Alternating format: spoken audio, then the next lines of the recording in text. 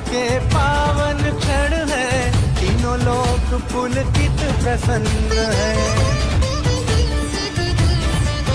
हाँ, पुष्पों की वर्षा करते देवगण, हर्ष